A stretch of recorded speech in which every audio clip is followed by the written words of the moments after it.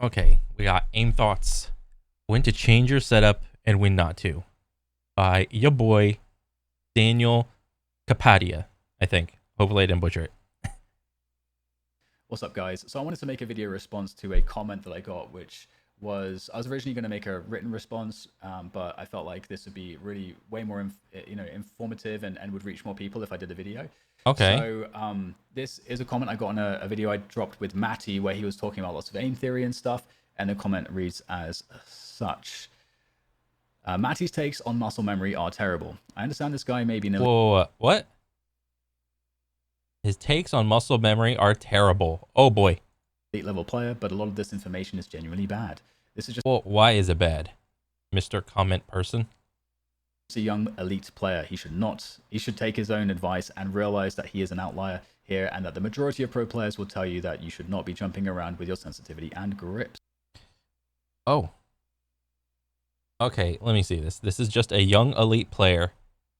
So does this comment think that Maddie is just all talent and no work? Or like, let me see. Like how much? Flashback. So like, if this, let's go with pencil. Okay, sure. If this is the thing, the line, and this is talent, and this is just hard work, and this is the middle, I would like to figure out, or at least try to understand, what this comment person, where he would place Maddie on this graph. Is he all talent, no hard work, or is he like in the center, some talent, some hard work, or is he all hard work? Now, if I just go off of this is a young elite player, he should take his own advice and realize he's an outlier. Well, yes, he is an outlier. Let me see. So if I were to ask Maddie this, Maddie would probably say he would skew like more towards this way. I don't know exactly where. Let's just say like right there. And this comment person would probably put him, I don't know. Let's just say like right there. These are two different points on the graph. And Maddie has put in like a shitload, just thousands of hours in just aim trainers. The main thing that I think all aim trainers, Kovacs, Aim Lab, Aim Beast, so on and so forth. The main thing, the commonality between all of them is that they always pedal hard work will beat talent. All right, that's one of the underlying things. Just work at it. You will eventually get better, and just do hard work. Granted, we're just talking about the click and dots for fuck's sake. So, like, let's not beat around the bush, okay? But let me just say this: that he's an outlier here. That the majority of pro players will tell you that you should not be jumping around with your sensitivity and grips. Well, the thing about the pro players, it's just a hard thing to like. This is like a big topic because when you want to compare like an aim train main person versus like an FPS person, it's almost like comparing apples and oranges, but it's not really comparing apples and oranges because at least with aim trainers, you're focusing on like solely aim, and you are breaking each skill down to such a granular degree, and it's so mechanically intensive that you don't have to worry about external factors like game sense or visual clutter or having to calm the right way with teammates and lining up abilities and whatnot. So what the pros say is going to help you with your aim, and what like an aim trainer main tells you like is going to tell you to like how to improve your aim are going to be two different things. Yes, there's going to be like a little bit of overlap, but it's just a completely different beast. So this is a comment that is going to be great to respond to, because there's actually a lot to this, and there's some misconceptions, some context is missing, and we're making some poor assumptions here. So let's kind of like just lay it all out and unpack it all. Yes. So the first thing to unpack is this sense that, should we, Matty says one thing, FPS esports pros say another thing. Who should be? Those are two different things. Yes, they are. There's a lot of overlap, but at the end of the day, it's completely different. That's like saying, like, oh, a bodybuilder can compete in conventional sports. Kind of, but not really. Or saying that, oh, a baseball player can eventually become a bodybuilder. Kind of, but not really. They're just two different things. Again, there's overlap, but I would say they're more like different than they are similar. Who should I be trusting in this situation? So, and also this whole topic of aim training and trying to get better aim to go professional in a game is at least we are so what do you call it? At least we are so graced to have these types of issues. If you just zoom out of the whole conversation, it's like, because aim training has been getting like a little bit more popular and whatnot, that leads like more people into diving into aim training and then branching off into like some FPS, whatever their favorite FPS is. I think that's like a good thing. And to try to say you have to do this or you have to do that, I mean, you can think about it like that if you want to, but I think that the two like only enhance each other. Like if you want to go professional in like some FPS game, well, you should probably have like a decent level of base skill and like mechanical skill to begin with. So why not start an aim trainer? I mean, it's not that tough. And besides, if you think you're gonna go pro overnight, that's not gonna happen either. So why not work up your foundation?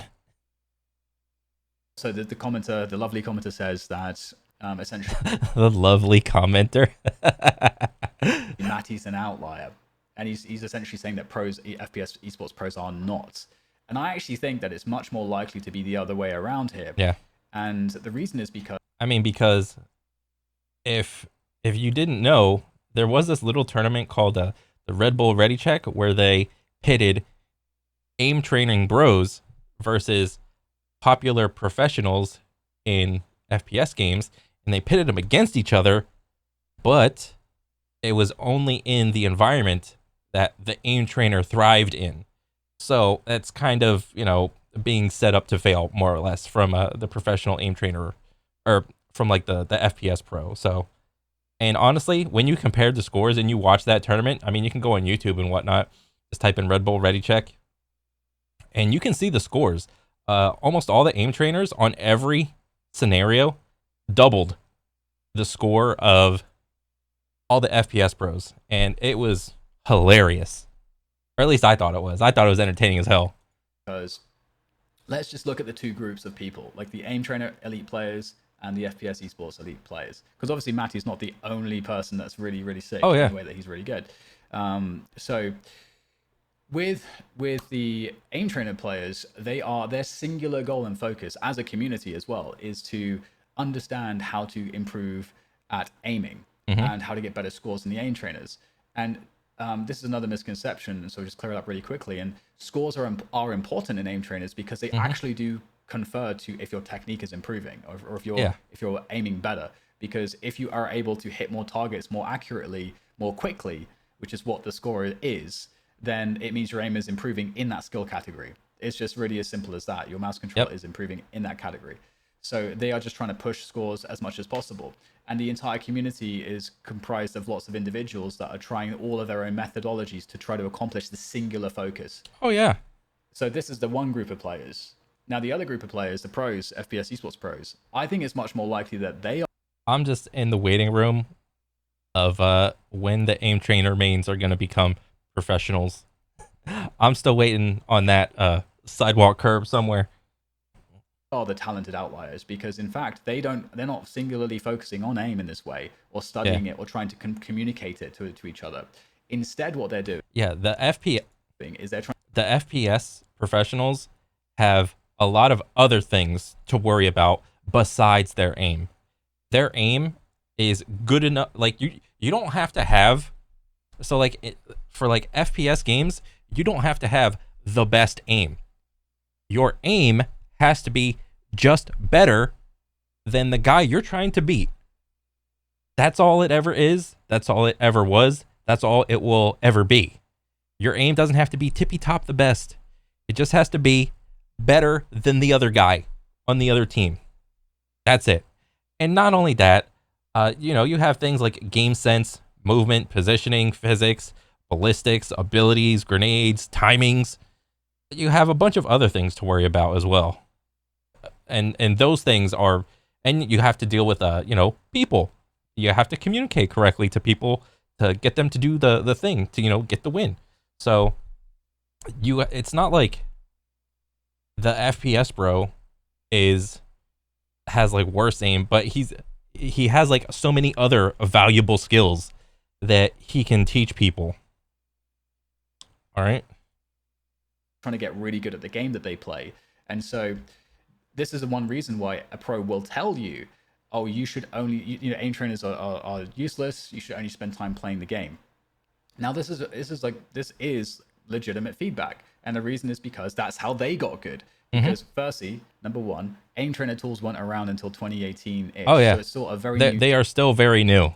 thing. People that haven't really understood, even until somewhat recently, how to train effectively with aim trainers. There's a lot of mystery there still, which the aim community is trying to decode. Oh yeah. Which is also a goal that I have on my channel, is to try to bring that knowledge that they're kind of gathering into to more people, so more can benefit. But their goal is to get really good at the game they're playing. So they're going to put all the reps and time into that game because they have to improve their micro, their macro. They've got to experience all of the different patterns, all the different ways you make decisions in these games. They have to really figure all this stuff out.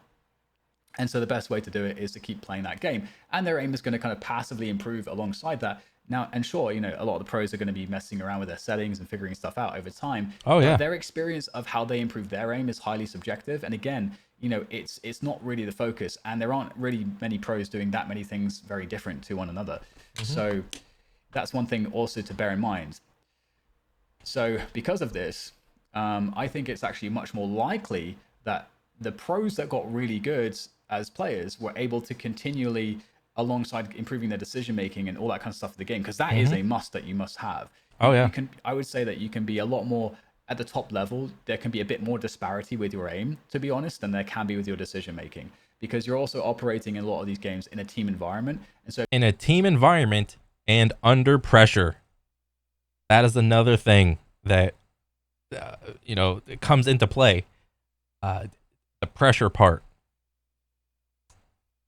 And likewise with the team part, maybe you have a teammate that, maybe like, let's just say that you have like an older teammate that's like the captain, and then you have like a couple younger teammates, or it'll be like some age range or whatever. But maybe you have like one teammate that doesn't like, he does his best to like pay attention, but sometimes he messes up, and it's like, oh, is there a little bit of anxiety or whatever there?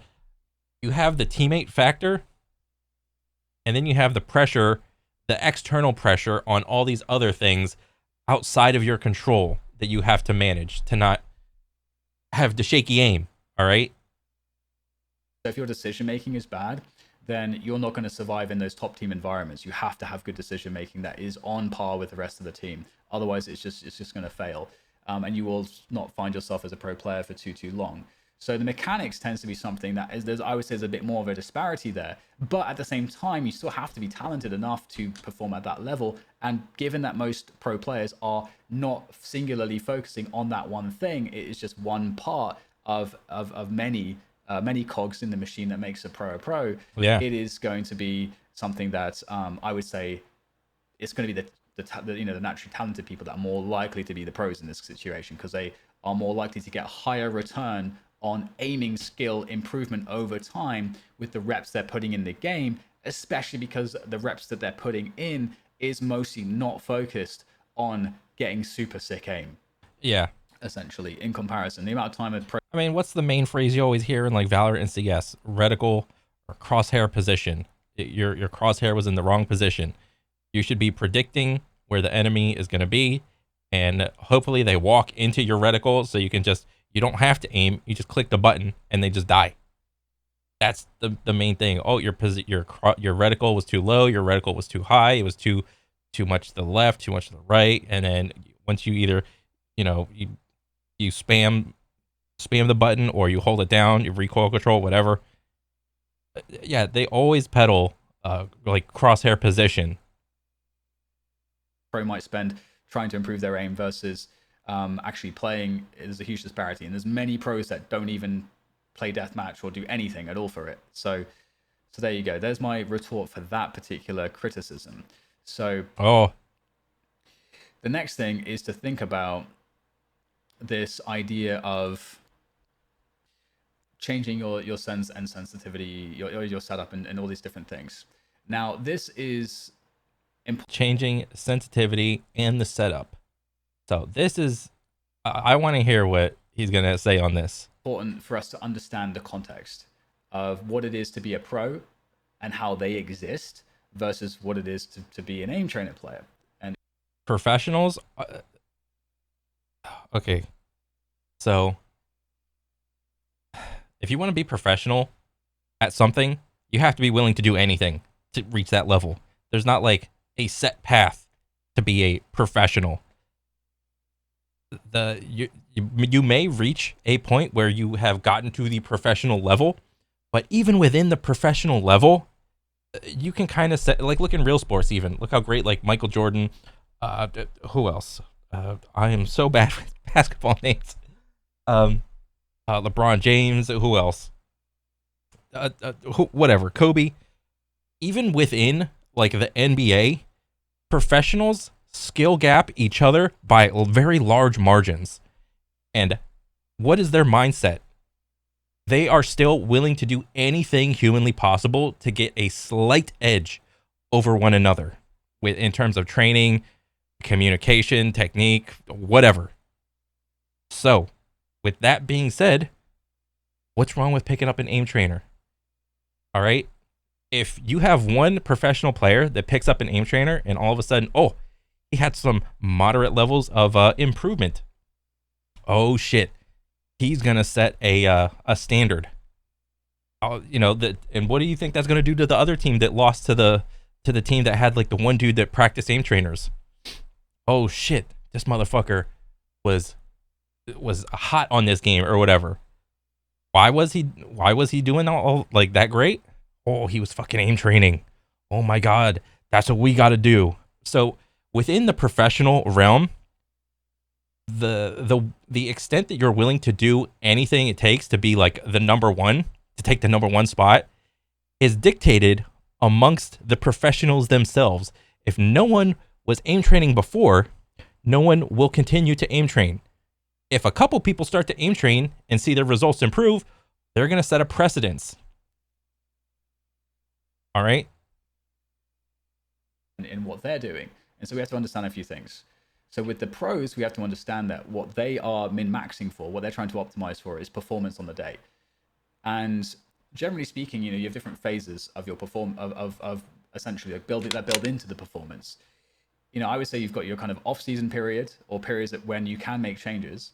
Then you've got your sort of practice period where, like, you're scrimming, and it's appropriate to say, to pause the scrim and say, okay, guys, we need to change this thing. We've got to adjust, these various bits. You should be doing this, all that kind of stuff. Reviewing all the stuff that you're doing. Then you get into the actual, day of performance, and you're singularly focused on execution. And you also want it to be the case that everything that you've been doing in practice is like highly habituated, so that you have all of these habits to fall back on. So you can automatically just do it when you're in the match. And there's a few reasons for this. One, because of comfort. Two, because you're in a highly distractible environment when there's a lot of pressure. And if you think about what performance actually is, in the most simplest form, performance is all about focus. Because performance is about the translation of all of the stuff you've done in practice into the now. And that requires focus. And so you want to have 100% of your focus, if you can, on what you're doing. And if you're in your flow state, that's where you're going to be. You're going to be in your 100% of focus. Yep. Now, again, this is a kind of a simplistic way to look at it, but if you have pressure that's coming in, what pressure tends to do is it tends to create distractibility. So Yeah. So, and also there's like different types of pressure. You have like internal pressure that you can exude onto yourself, and you can have like external pressure. You know, what everyone else is like hoping and expecting from you, from like all your time training and whatnot. And then there's the internal pressure of, okay, I want to do good because this is my favorite game. I like this. I put in a lot of time and effort. So you have multiple forms of pressure. this can be in the form of mental game leaks, or it can be in a various different, like, you're just noticing things around your environment. Basically, you're not focused. The cameras are over there. You're like, you can see them in your eye. Oh, that's different. This is one thing that gets people. It's like, oh, this is a different environment. What I'm like looking at there is different.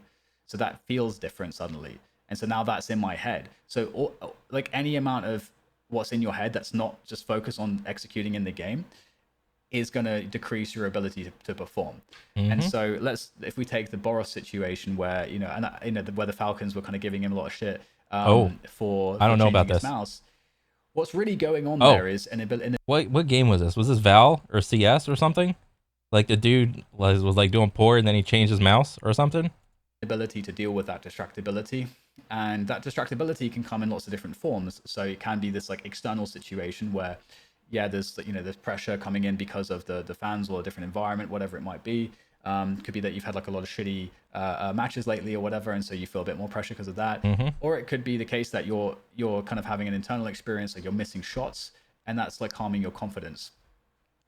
Now, if you don't have the correct way to deal with that, then you're going to be making mistakes. You're going to be coping in some way. And I would imagine that what we saw with Boris's case is that he is internally and mentally trying to cope and blaming the peripheral, and so he's changing the peripheral to try to remedy that, and to get his to basically kind of like cheaply cheaply get your confidence back. Basically, it's kind of like that whole thing where like, oh, it's just we're getting wrecked. This guy's we have no confidence in this match. Let's just like swing them. Just because you're trying to like win your confidence back. This is just a mixture of mental game leak and the tool, a lack of tools not being applied correctly to deal with it, the correct mental prep not being done in the past. It can also be team environment that could be a problem here as well. These are the things that professionals are supposed to iron out before game day. If these are happening on game day, I mean, it's unfortunate, but it's part of the learning process, understandably. Team environments can help massively when you're having mental game issues, or they can also be, they conversely can be damaging too if you're having mental game issues, depending on the scenario. You could even hear it when they were talking in the sort of huddle where they were saying, talk to us. There may be a reason why Boros doesn't want to talk to them. For example, there could be something wrong there. The atmosphere might be, the environment might be bad for him for some reason. No idea. It can be lots of different things, but ultimately what's happening there is a mental game leak, and he's blaming his peripheral. And at least that's kind of what I saw from that situation. You as a pro player don't want to be in a position where you're thinking about any of that shit. And this is why pro players will not want to change anything. Because unless you're Steph Curry, and there was that one time where he bounced a ball on the basketball court, and the ball came up weird, and then he like moved the wooden plank around, and he's like, oh, hey, can you get like the maintenance guy over here? The maintenance guy come over, and he's like, yeah, this plank is funny. And then the maintenance guy was like, oh, well, what do you know? Yeah, this plank is on funny. We'll replace that. Unless like that's like the only time. All right, come on. Because it just gets into your head very easily, and there is no reason. I think any pro essentially knows it doesn't really make a difference if you change stuff at all. And so just to avoid that completely as a thought that can enter your mind, pros don't want to change shit. Pros don't want to change shit. Okay, side topic. You know what's funny about that little fucking analogy I said? What's funny enough is when I saw that video, the board of the plank, or the plank, was under the rim. How often are you seeing Steph Curry like under the rim?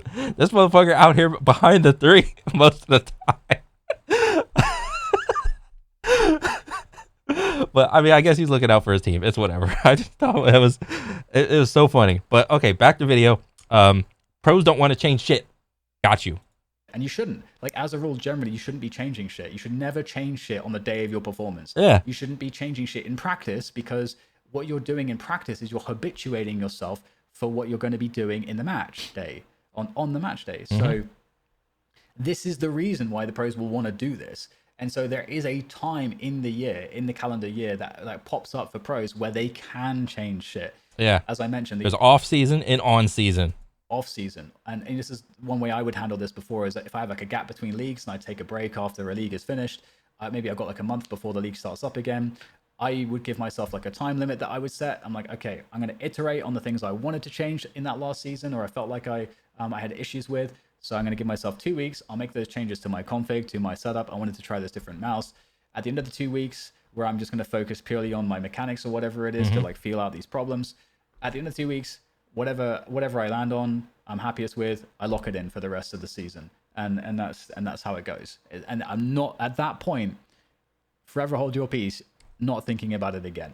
This is more of the mindset of how most pros are going to be thinking about like, changing grips and sensitivities and mice and all these different things. So when the commenter's talking about Matty, where he's talking about how you improve tools that you can use to improve your aim, and how there is a misconception about sensitivity, the point is being missed here. Because the point, there's two major points here that Matty's making. One, sensitivity is a tool to help you to improve your technique more quickly, so you get faster benefits from your aim training.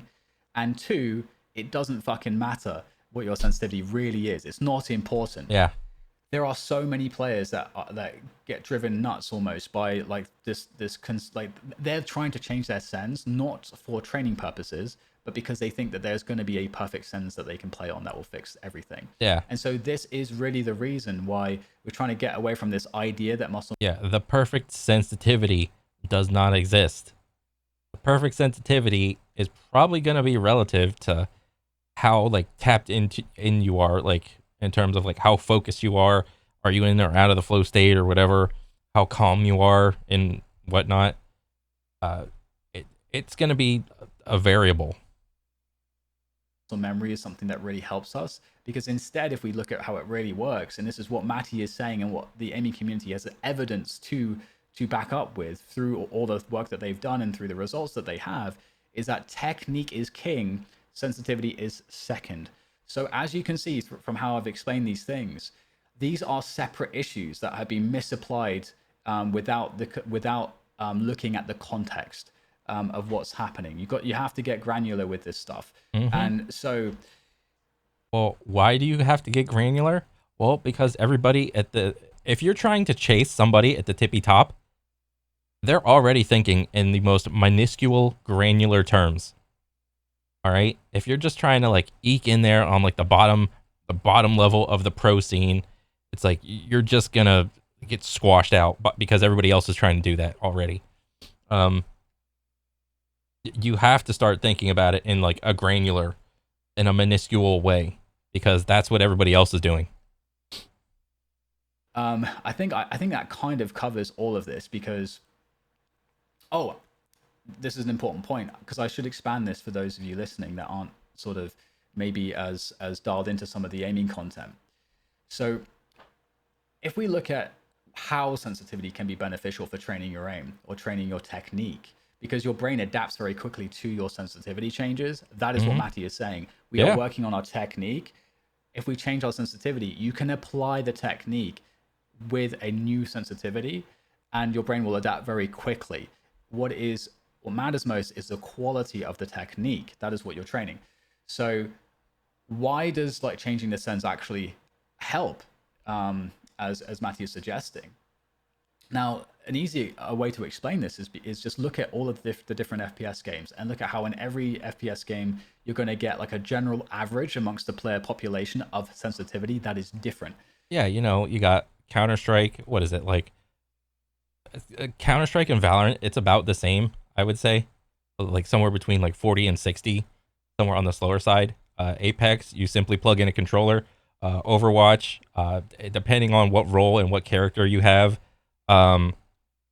it's going to be somewhere between like 20.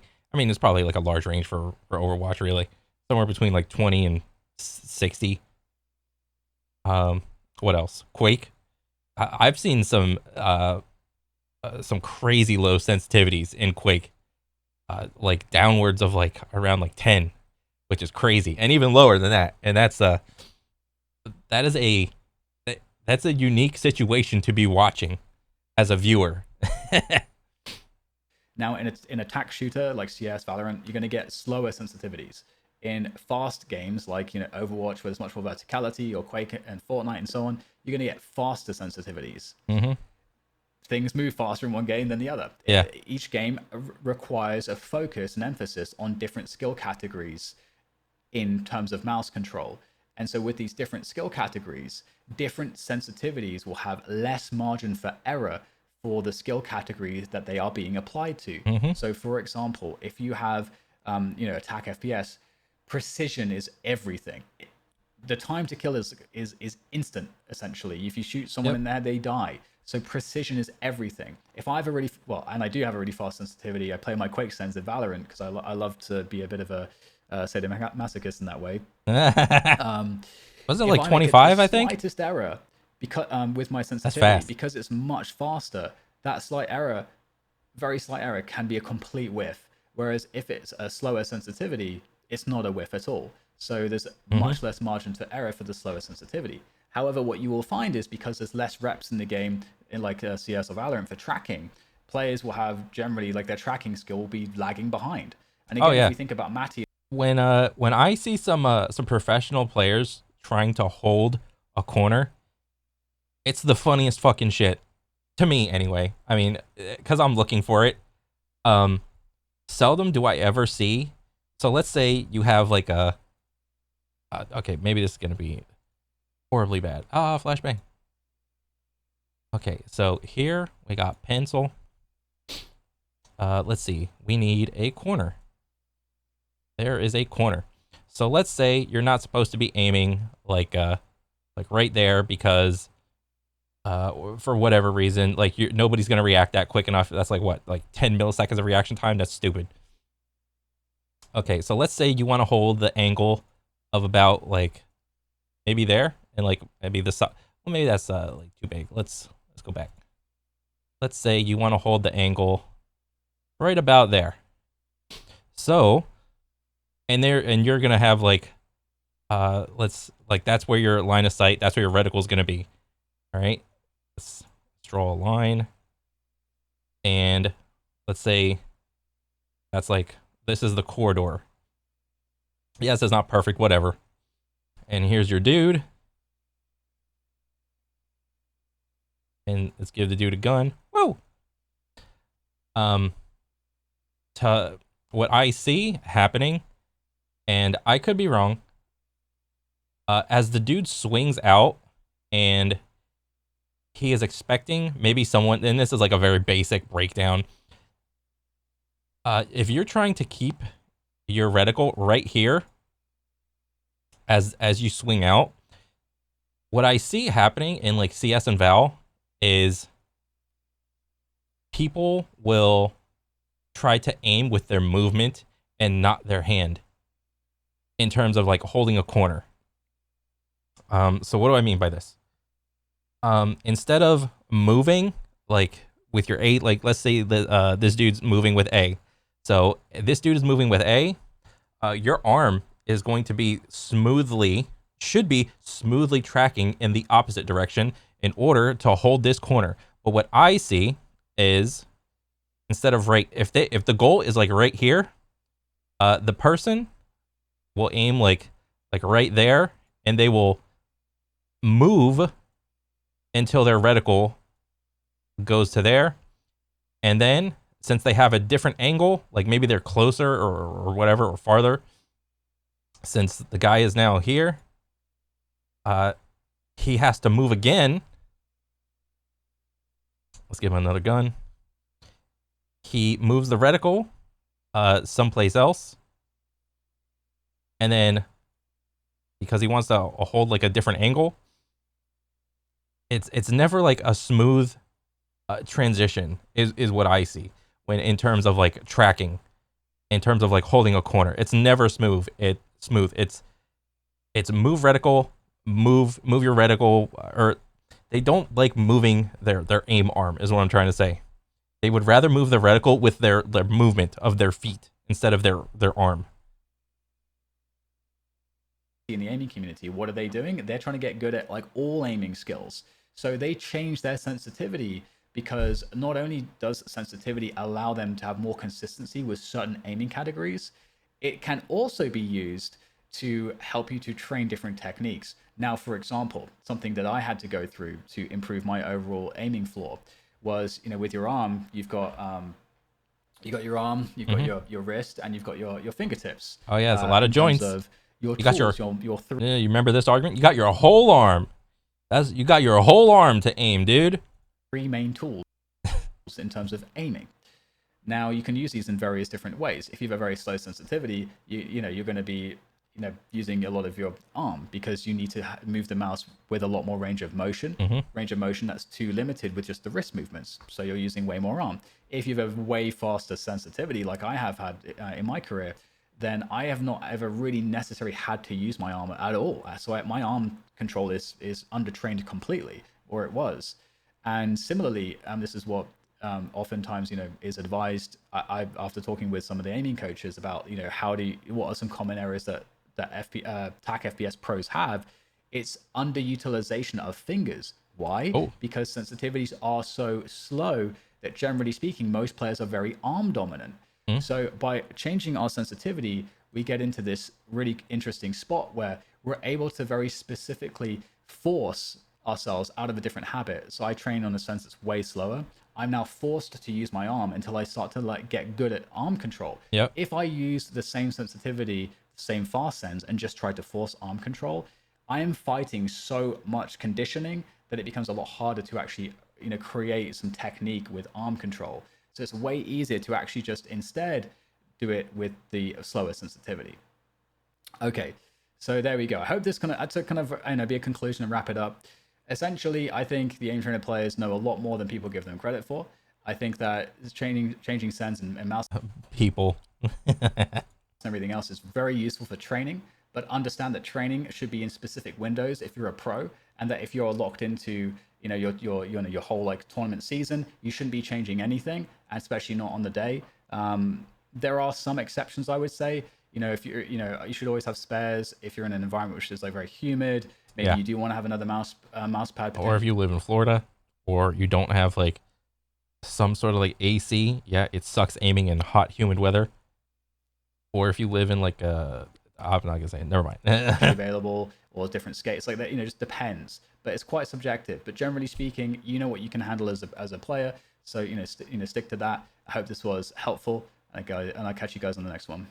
Oh, so shit. That was a good little video. I liked it.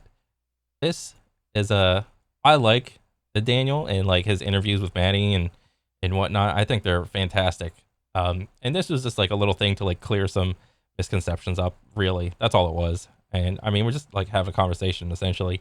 But yeah, very informative. I like it. And I want to see more stuff like this, like aim thoughts and whatnot. This is very cool. But yeah, that's pretty much it for me. And I'll catch you guys on the next one, all right? Later.